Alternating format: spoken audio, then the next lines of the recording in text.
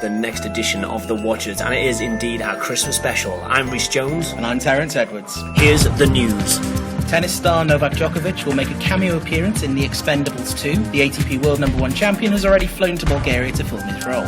Tributes have been paid to director Ken Russell, who passed away recently at the age of 84. Russell's work was often controversial for its depiction of sex and religion. Among his most notable works were Tommy, The Devils, and Women in Love, for which he was nominated for a Best Director Oscar. Sacha Baron Cohen is due to play flamboyant frontman Freddie Mercury in a biopic of the Queen singer. The biopic will focus on the troubled relationship between Mercury and the other members of the band, culminating with their 1985 Live Aid performance at Wembley Stadium. Awards season has begun with both the New York Film Critics Circle and the National Board of Review giving their annual awards. Meryl Streep was awarded Best Actress by the New York Film Critics Circle for performance in The Iron Lady, while Brad Pitt was named Best Actor and French film The Artist was named Best Film. The National Board of Review gave Best Film to Martin Scorsese's Hugo and Acting Awards to George Clooney and Tilda Swinton. And finally, producer Neil Moritz has announced that Starship Troopers is due to be remade. The script has been ordered from the writers of X-Men, First Class and Thor, but no other details have yet been released.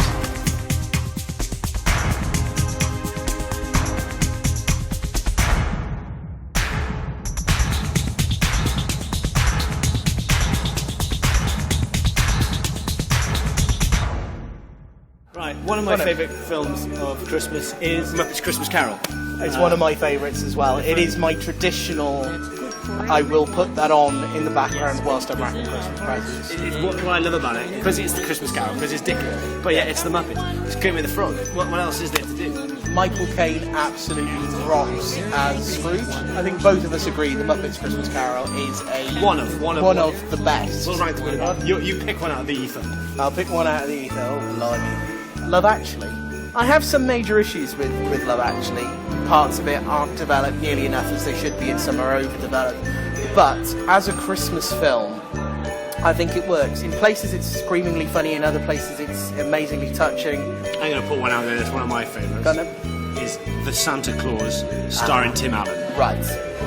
I'm not going to direct it anyway. It's just family fun and it's very Christmas. It just makes me, when it's Christmas, that's one I put on. So it has to be one of my favourites. Indeed. And I'll go for a film in exactly the same reason. Santa Claus the movie, starring Dudley Moore and John Lithgow. It's pure distilled Christmas. You know, it's so schmaltzy it'll give you diabetes. One I like, which is one of my favourites, is Elf with Will Ferrell. I can't stand Will Ferrell. I think most of his comedies are puerile and ridiculously overrated. However, Elf, I really, really enjoy it. I think it's because it's Christmas. One that I like, and again, it's a bit of a departure from the others that I've mentioned, The Nightmare Before Christmas, because even though it may be counted, you could perhaps count it as an alternative film, I do just think, you've got a very twisted look on Christmas.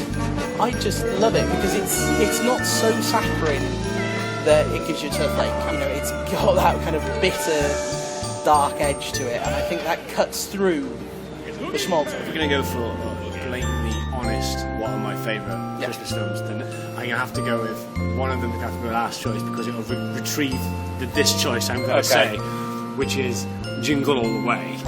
Just because that travesty of a film. Because on every level it is awful.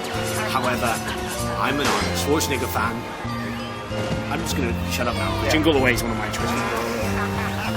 There is a version of A Christmas Carol that was done back in the 1980s. It stars George C. Scott as Scrooge. It's also got Edward Woodward, Susanna York and Frank Finlay in it, who plays the ghost of Jacob Marley. George C. Scott makes an absolutely brilliant Scrooge, and you really believe his turnaround in it.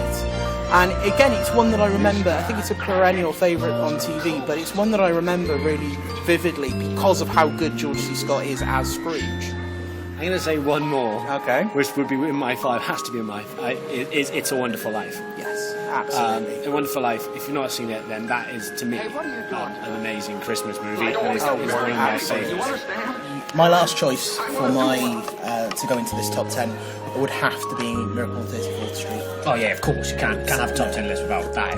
Not at all. Original or remake of Attenborough? I'd go with the original. Both films are absolutely wonderful, and they are pure slices of Christmas. If you're not moved by that film, you have a heart of stone. You have no soul. You have no soul at all. So that's our 10 films that we've just plucked out the ether that we just think in our heads is our favourite 10 Christmas movies. So I think we need to talk about this, and at the end of this programme, we'll give our top 10. Sounds good to me.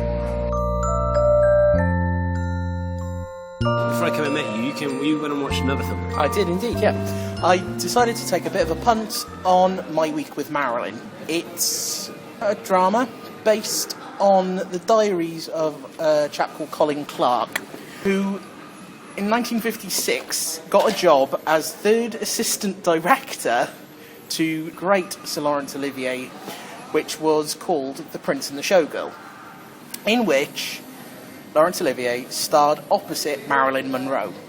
This is the first and only film that Marilyn made outside of America.